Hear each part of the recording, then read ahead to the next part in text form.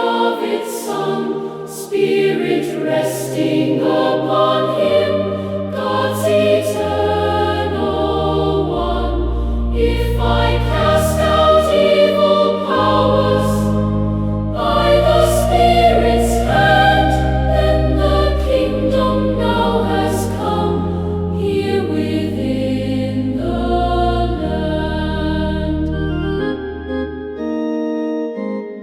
Every tree